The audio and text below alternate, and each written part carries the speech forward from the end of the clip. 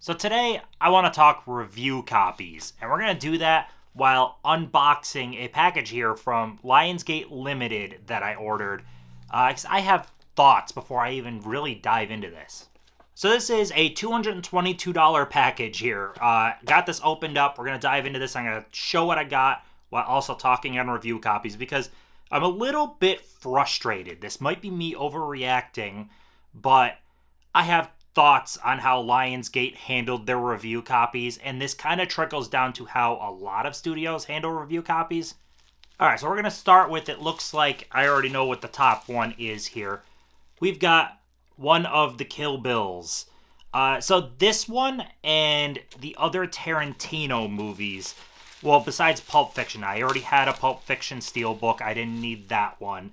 But these two Kill Bills, along with Jackie Brown, which is in here somewhere, I ordered these along with pre-order ones, and I should have read the fine print on these ones. They don't ship pre-orders until, or they don't ship in stock until pre-orders. That's no harm, no foul. Like, I should have read that as a consumer, so I'm a little bit later to getting these ones, and I'm not really concerned on that. It is what it is. There's Jackie Brown. We got Jackie Brown right there. So, yeah, these three, everyone's already shown these, talked on these. I finally got them in hand, though. Pretty exciting. They all look awesome. My problem more so comes from these two right here. Super excited to get them. A fan of the artists. These look great. That's a big honkin' steelbook there. But I saw these posted by a lot of reviewers and people that get them, like, review copies a week and a half ago. People were posting these. And my problem isn't with those people getting the free copies. There's reasons they get the copies. That's not the complaint.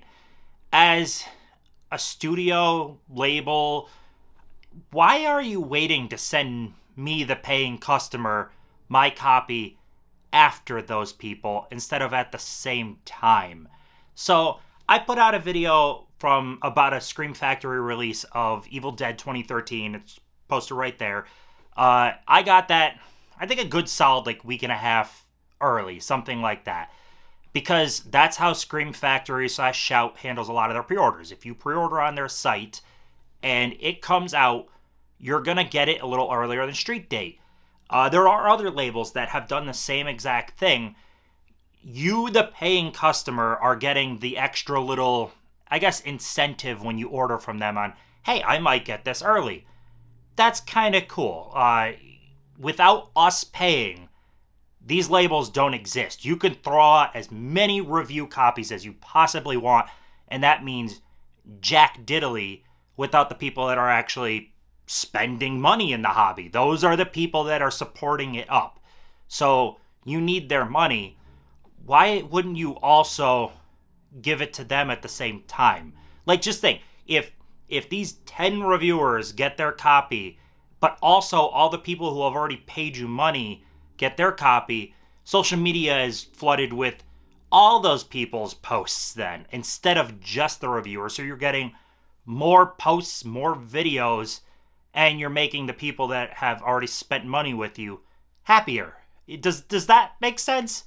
We already know that this hobby has made its transition where it's very collector focused. I mean, that's what Lionsgate Limited is about. They've realized that the collector market is where they gotta go. The average Joe is not walking in and picking stuff like this up off store shelves very much.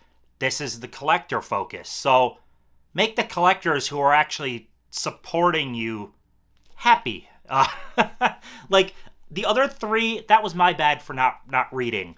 And they gave these to me by street date. So, like, part of me is like, okay, they fulfilled what they said.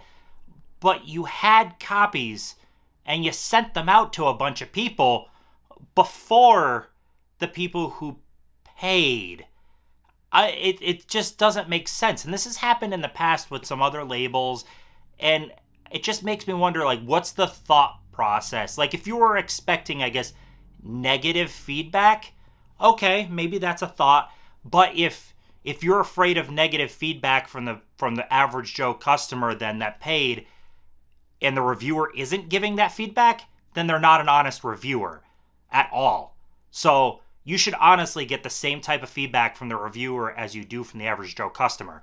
Otherwise, that reviewer has zero ethics to them at all and is just saying anything to get free copies. So I would hope, like, if there was a big issue with these that you're expecting the regular Joe that might call it out, the reviewer should call that out too. But I guess as a business, maybe you're wanting to avoid that. I don't see a problem with these. If I got these a week and a half ago because I also paid for them, I would have been like, yo, that's cool. Look, I got my third man and you're next as well. But yeah, I mean, this stuff is not cheap. It's not.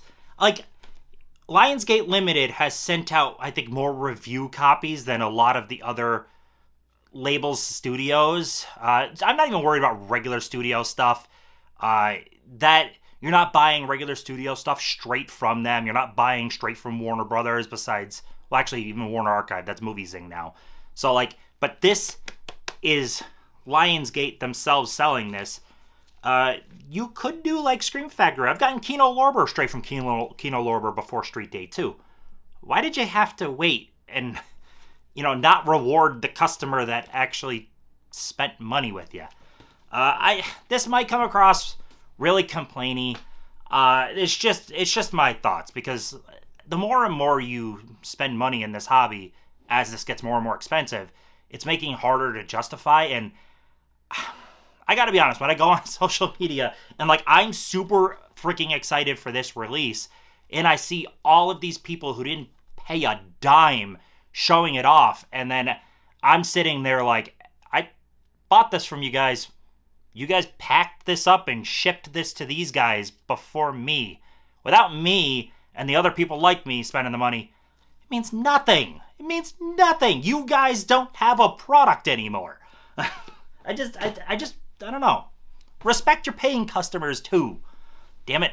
That comes across really complaining now that I say that, but I don't care. I'm just kind of venting how I feel.